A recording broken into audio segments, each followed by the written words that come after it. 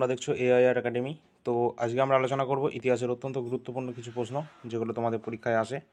তো শুরু করি, যে ফার্স্ট কোশ্চেন আছে আমাদের সেখান থেকে। ফার্স্ট প্রশ্ন আমাদের আছে, বিক্রমশিলা মহাবিহার কে প্রতিষ্ঠা করেছিলেন? বিক্রমশিলা মহাবিহার প্রতিষ্ঠা করেছিলেন ধর্মপাল, প্রথম দেবপাল, দ্বিতীয় দেবপাল, গোপাল। তো রাইট অ্যান্সার হবে ধর্মপাল। তিনি বিক্রমশিলা মহাবিহার তিনি কিন্তু প্রতিষ্ঠা করেছিলেন। তো পরবর্তী আমাদের প্রশ্ন আছে, তোমরা দেখতে পাচ্ছ মুদ্রা রাক্ষস। মুদ্রা রাক্ষস যে নাটকটি, এটি রচয়িতা কে? শূদ্রক, কলহন, বিশাখ দত্ত না কালিদাস? তো রাইট অ্যান্সার হবে তোমাদের option number C, Vishakha Datta. Vishakha Datta Mudrarakshasa নাটকের রচয়িতা। পরবর্তী প্রশ্ন আছে, সন্ধ্যাকর নন্দী। সন্ধ্যাকর নন্দী ইনি কোন রাজবংশের সভাকবি ছিলেন? তো পাল রাজবংশ, সেন রাজবংশ, মৌর্য রাজবংশ না হুসেন শাহী রাজবংশ? তো রাইট অ্যান্সার হবে পাল রাজবংশ। পাল রাজবংশের তিনি কিন্তু সহকবি ছিলেন সন্ধ্যাকর নন্দী। সন্ধ্যাকর নন্দী পাল রাজবংশের সহকবি ছিলেন। রামচরিত সন্ধ্যাকর নন্দীর লেখা, ঠিক আছে। সাতবাহন বংশের প্রতিষ্ঠাতা কে ছিলেন? সাতকর্ণী, সিমুক, গৌতমীপুত্র সাতকর্ণী, কৃষ্ণ? তো সাতবাহন বংশের প্রতিষ্ঠা ছিলেন কিন্তু Simuka. Simuka, option number B right answer হবে। সিমুক ছিলেন কিন্তু সাতবাহন বংশের প্রতিষ্ঠাতা। পরবর্তী প্রশ্ন আছে, শশাঙ্ক। শশাঙ্কের রাজধানী কোথায় ছিল? ফতেহাবাদ, পাটনা, তাম্রলিপ্ত, কর্ণ সুবর্ণ? তো তোমরা সকলে জানো যে শশাঙ্কের রাজধানী ছিল কর্ণ সুবর্ণ। তো এটা হবে আমাদের রাইট অ্যান্সার। পরবর্তী আমাদের 6 নম্বর কোশ্চেন আছে, রাষ্ট্রকূট বংশের প্রতিষ্ঠাতা কে ছিলেন? রাষ্ট্রকূট বংশের প্রতিষ্ঠাতা কে ছিলেন? প্রথম কৃষ্ণ, তৃতীয় কৃষ্ণ, দন্তিদুর্গ, তৃতীয় গোবিন্দ? তো রাইট অ্যান্সার হবে যে রাষ্ট্রকূট বংশের প্রতিষ্ঠাতা ছিলেন Dantidurga. Dantidurga, option number C right answer. Next আমাদের প্রশ্ন আছে, নিচের কোন গুপ্ত শাসক বিক্রমাদিত্য নামে পরিচিত ছিলেন? এটা তোমরা সকলে জানো, বারবার এটা পরীক্ষায় অনেকবার এসছে। তো দ্বিতীয় চন্দ্রগুপ্ত, প্রথম চন্দ্রগুপ্ত, সমুদ্রগুপ্ত না স্কন্দগুপ্ত? তো অবশ্যই অ্যান্সার হবে অপশান নাম্বার এ, দ্বিতীয় চন্দ্রগুপ্ত, যাকে আমরা বিক্রমাদিত্য নামে চিনে থাকি। আর সমুদ্রগুপ্ত সম্পর্কে যদি বলি, সমুদ্রগুপ্তকে ভারতের নেপোলিয়ান বলা হয়ে থাকে। আর স্কন্দগুপ্তকে কিন্তু হুন আক্রমণ প্রতিহত করেছিলেন, এই জন্য স্কন্দগুপ্তকে ভারতের রক্ষাকারী রাজা বলা হয়ে থাকে। তো গুরুত্বপূর্ণ ছিল পয়েন্ট কটা। চলো পরবর্তী কোশ্চেনে যাওয়ার আগে অবশ্যই বলবো, তোমরা যদি চ্যানেল নতুন হও এখনই সাবস্ক্রাইবটা করে নেবে। যদি ভালো লাগে লাইক করবে, শেয়ার করবে বন্ধুদের সাথে, ঠিক আছে। তো চলো, এগুলো তোমাদের কাজ, এগুলো আমার না। আমার কাজটা আমি কন্টিনিউ করি। চলো পরবর্তী আমাদের প্রশ্ন আছে, এলাহাবাদ প্রশস্তি। এলাহাবাদ প্রশস্তির রচয়িতা কে ছিলেন? সমুদ্রগুপ্ত, হরিসেন, প্রথম চন্দ্রগুপ্ত না বাণভট্ট? তো এলাহাবাদ প্রশস্তি রচনা করেছিলেন হরিসেন। সমুদ্রগুপ্তের সহকবি ছিলেন কিন্তু হরিসেন। তার রচিত এলাহাবাদ প্রশস্তি থেকে কিন্তু সমুদ্রগুপ্তের অনেক কিছু জানা যায়, ঠিক আছে। আর বাণভট্টের হর্ষচরী, তোমরা সকলে জানো এগুলো। আর সমুদ্রগুপ্ত ভারতের নেপোলিয়ান নামে পরিচিত। তো চলো পরবর্তী প্রশ্ন আছে, কলিঙ্গ যুদ্ধ। কলিঙ্গ যুদ্ধ কত সালে সংঘটিত হয়েছিল? কলিঙ্গ যুদ্ধ 161 খ্রিস্টপূর্ব, 461, 361 না 261? তোমরা সকলে জানো কিন্তু এটা অশোকের সময়কালে হয়েছিল। অশোক কিন্তু কলিঙ্গ যুদ্ধ করেছিল এবং জয়লাভও করেছিল। 261 খ্রিস্টপূর্বাব্দে তিনি কলিঙ্গ যুদ্ধ করেছিলেন তার রাজ্যাভিষেকের মোটামুটি 8 বছর পর, ঠিক আছে। তো চলো পরবর্তী প্রশ্ন, সর্বপ্রথম যে অশোকের লিপি পাঠোদ্ধার করেছিলেন কে? সর্বপ্রথম অশোকের যে শিলালিপি সেটা পাঠোদ্ধার করেছিলেন James Prinsep, Charles Metcalfe, Harry Smith, John Tower. তো রাইট অ্যান্সার হবে কিন্তু 1837 সালে জেমস প্রিন্সেপ কিন্তু অশোকের শিলালিপি পাঠোদ্ধার করেছিলেন। সালটা অত্যন্ত গুরুত্বপূর্ণ, যেমন নামটা। তো সালটা ভালো করে দেখে নেবে, নামটা ভালো করে দেখে নেবে। জেমস প্রিন্সেপ 1837 সালে কিন্তু অশোকের শিলালিপির পাঠোদ্ধার করছে। বারবার কিন্তু এটা পরীক্ষায় কিন্তু জিজ্ঞাসা করা হয়। তো আমাদের পরবর্তী প্রশ্ন আছে, আর্যদের প্রাচীনতম গ্রন্থ কোনটি? আর্যদের প্রাচীনতম গ্রন্থ যজুর্বেদ, সামবেদ, ঋগ্বেদ না অথর্ববেদ? তো অবশ্যই তোমাদের রাইট অ্যান্সার হবে আমাদের ভারতের প্রাচীনতম গ্রন্থ হচ্ছে আমাদের ঋগ্বেদ। ঋগ্বেদ ঋগ্বেদ, সামবেদ, যজুর্বেদ, অথর্ববেদ, সবার মধ্যে কিন্তু ঋগ্বেদ হচ্ছে সবথেকে প্রাচীনতম গ্রন্থ। আর সামবেদ তোমরা জানো, সামবেদ সঙ্গীতের সাথে সংযুক্ত। তো ঋগ্বেদ অত্যন্ত গুরুত্বপূর্ণ। আর তোমরা জানো যে এগুলো কিন্তু তোমাদের বৌদ্ধদের ধর্মগ্রন্থ, যেমন ত্রিপিটক, যেটা কিন্তু পালি ভাষায় লেখা, ঠিক আছে। এটা তোমাদের মাথায় রাখবে। আর বেদ কথার অর্থ হচ্ছে তোমাদের বিশেষ জ্ঞান, বা ত্রিপিটক হচ্ছে পালি, আর পিটক কথার অর্থ হচ্ছে ঝুড়ি, ঠিক আছে। আর বেদ হচ্ছে বিশেষ জ্ঞান। চলো পরবর্তী প্রশ্ন কী আছে, বেদের শেষ ভাগটা কিন্তু ওই তোমাদের অথর্ববেদ, তাই তো। আর বেদের যে 5টা ভাগ আছে তার মধ্যে শেষ হচ্ছে উপনিষদ, এটাও জানো। আচ্ছা, সিন্ধু সভ্যতার নিম্নের কোন ধাতুটি তোমাদের ব্যবহার ছিল না? আমরা কিন্তু এর আগে সিন্ধু সভ্যতা থেকে কিন্তু একটা ক্লাস নিয়েছি, ঠিক আছে। সেই ক্লাসে কিন্তু সিন্ধু সভ্যতার সমস্ত গুরুত্বপূর্ণ পয়েন্টগুলো আমরা আলোচনা করে দিয়েছি, যেগুলো বারবার পরীক্ষায় তোমাদের জিজ্ঞাসা করা হয়। সুতরাং সেই ভিডিওটা যদি কেউ না দেখে থাকো, এখনই চ্যানেলে চলে যাও, তাড়াতাড়ি সার্চ করে, বা আমাদের চ্যানেলে গিয়ে তোমরা দেখে নাও, অথবা তোমরা আমাদের এখানে আই বটনে তোমরা দেখতে পাবে, ঠিক আছে। আচ্ছা, দেখে নেবে ক্লাসটা, ঠিক আছে? অত্যন্ত গুরুত্বপূর্ণ ক্লাস। তো সিন্ধু সভ্যতার কোন ধাতুর ব্যবহার জানা ছিল না? ব্রোঞ্জ, তামা, রূপা, লোহা।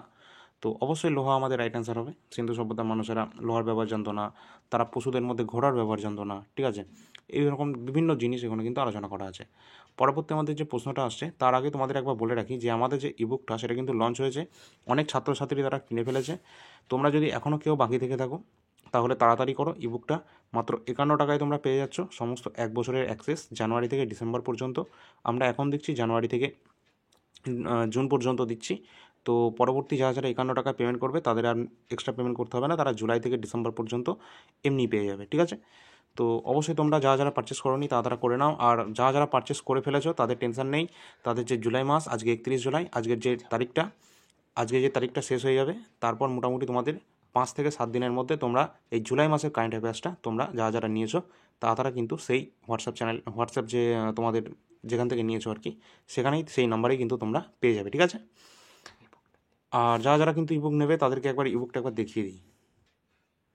তো তোমরা দেখতে পাচ্ছ আমাদের যে কারেন্ট অ্যাফেয়ার্সের যে ইবুকটা সেটা কিন্তু এখানে জুলাই পর্যন্ত লেখা আছে, এখানে জুন পর্যন্ত অর্থাৎ ডিসেম্বর পর্যন্ত তোমরা পাবে। এখানে 700 নয় 1200 প্লাস তোমার এখানে কোশ্চেন পাবে। কোন কোন পরীক্ষার জন্য গুরুত্বপূর্ণ সেগুলো তোমরা দেখতে পাচ্ছ, সমস্ত পরীক্ষার জন্য গুরুত্বপূর্ণ যেগুলো এখানে তোমরা দেখতে পাচ্ছ।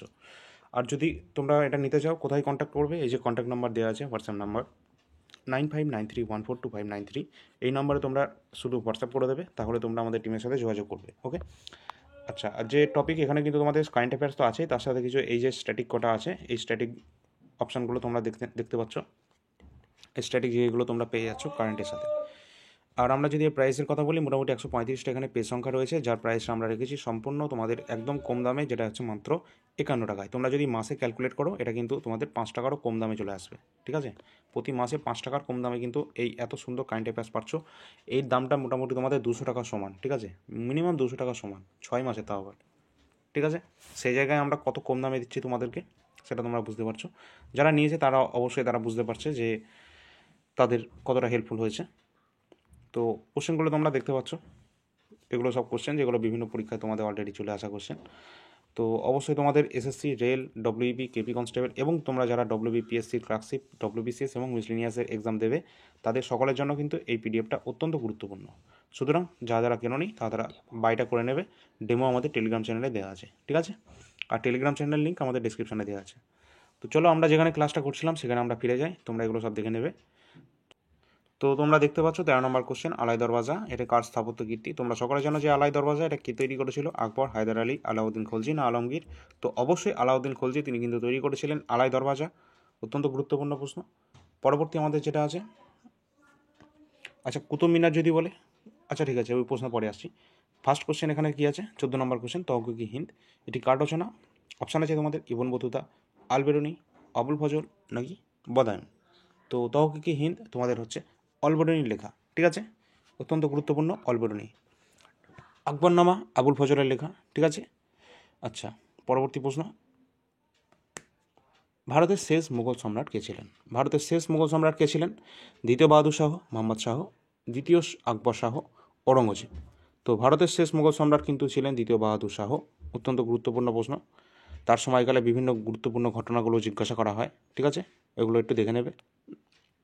পরবর্তী প্রশ্ন 16 নম্বর কোশ্চেন আছে আমাদের, কে দহশালা ব্যবস্থা প্রবর্তন করেছিলেন? অর্থাৎ 10 সালা বা দহশালা। তো বাবর, আকবর, আলাউদ্দিন খলজি না শেরশাহ?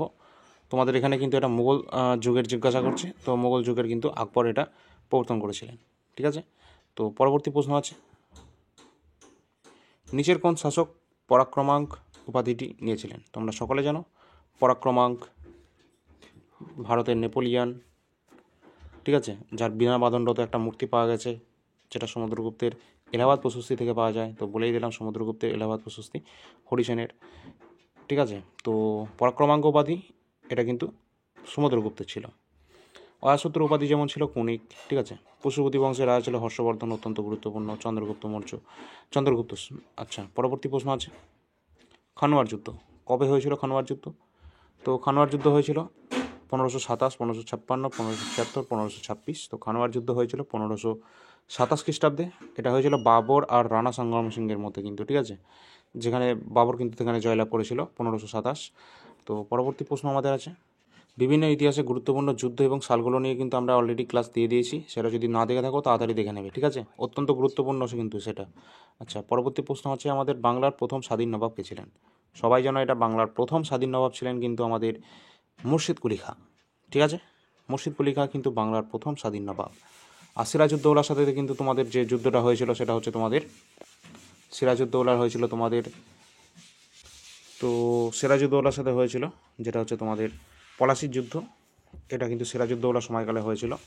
1500 তোমাদের হয়েছিল 1500 বলছি কেন, 1757 সালের 23 জুন কিন্তু, ঠিক আছে? 23 জুনের দিকে তোমাদের কিন্তু পলাশি যুদ্ধটা হয়েছিল, যেখানে সিরাজউদ্দৌলার সাথে হয়েছিল। আর বাংলার প্রথম স্বাধীন নবাব ছিলেন মুর্শিদ কুলি খাঁ।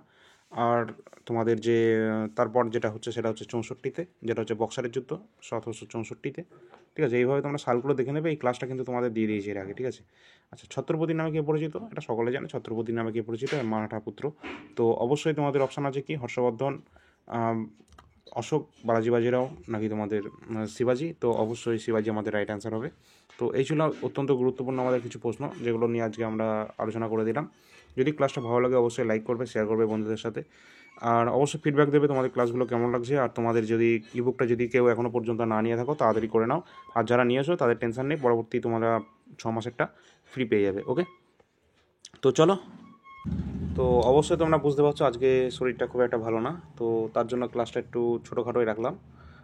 তাছাড়া তোমাদের দেখছো অনেক দিন মোটামুটি গ্যাপ হয়ে যাচ্ছে আমাদের main channel all India ranker, সেখানেও মোটামুটি 2 দিন ধরে ক্লাস দেওয়া হয়নি, ঠিক আছে? কন্টিনিউটা করা যাচ্ছে না।